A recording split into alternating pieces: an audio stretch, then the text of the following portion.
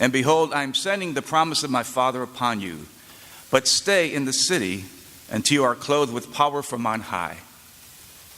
Then he led them out as far as Bethany, raised his hands, and blessed them. As he blessed them, he parted from them and was taken up to heaven. They did him homage, and then returned to Jerusalem with great joy, and they were continually in the temple praising God. The Gospel of the Lord. Praise to you, Lord Jesus Christ.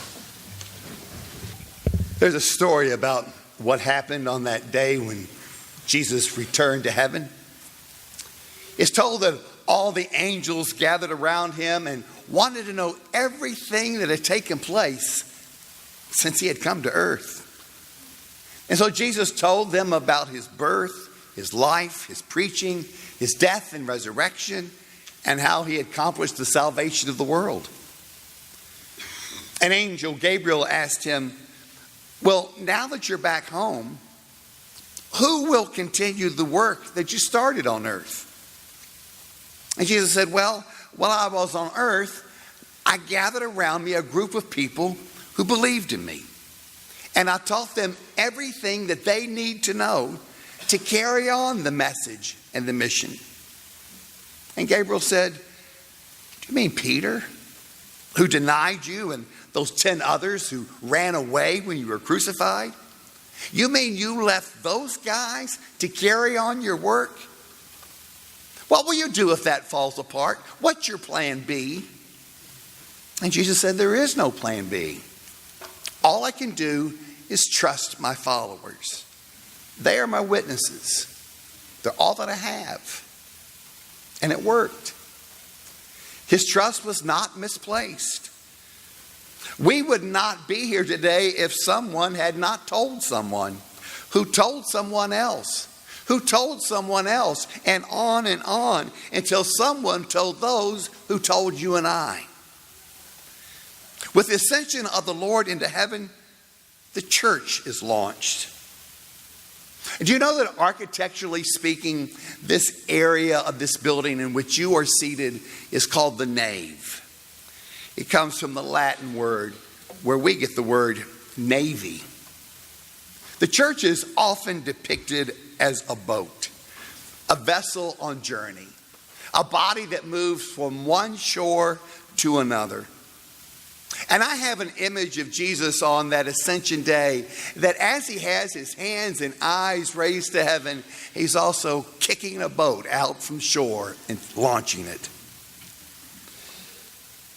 There's another story about a remote tribe that once sent one of their members to explore the mysterious world beyond their tiny village. And upon his return, the explorer could barely contain himself. And he couldn't find the words to express the exotic flowers, the wildlife, the sounds of the forest at night, the thrill of paddling his canoe over the rapids of the great river. He said, "You've got to go for yourself. You've got to see the wonders of life beyond the great river." And to guide them, he drew a map. And the tribe was grateful. And they framed the map. And they hung the map in the middle of the village. And day after day, groups of villagers would gather to study the map. They became experts in the journey. They knew every bend and turn of the river. They knew where the rapids and the waterfalls lie. They knew where the wild animals grazed and where the exotic flowers bloomed. But not one of those experts ever went to the river. Not one of them ever got into a boat and followed the map. On this feast of the Ascension, we celebrate Jesus' return to the Father. His mission is complete.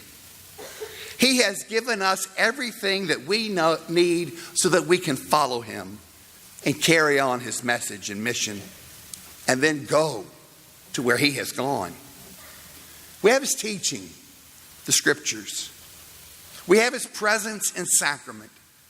We have one another. And we have the power of his Spirit, God dwelling within us. He has given us the map and the tools that we need so that we can follow him to God's kingdom. St. Augustine once wrote that the Son of God, who did not leave heaven when he came to earth, did not leave earth when he went to heaven.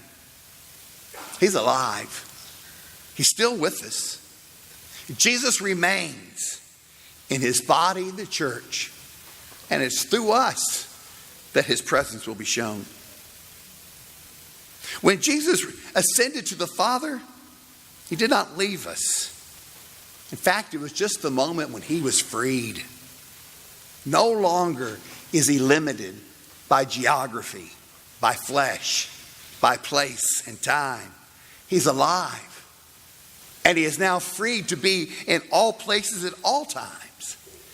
And we have the confidence that he is here with us, even now, as he is in heaven, waiting for us to come and join him. His ascension puts the church into action. And now it is our time to use what he left us to do our part in transforming the face of the earth. There is a t-shirt that I've seen that is perfect for today. On the front of it says, Jesus is coming. Flip it around, it says, look busy. As we celebrate the Ascension, we hear words from scriptures like go, live, preach, teach. And we have that command to go to all the world and proclaim. And we can preach and teach with our words, but we can only proclaim through the actions and decisions of our lives. Through us, people hear the word of God. And through us, they see his message and his mission at work. And so we have come here today to take part in his life, in his work, and his promise through the Eucharist. Here he is present and gives himself to us once again. His word takes on flesh and blood through the gift of bread and wine. And by this sacrament, we are nourished and empowered.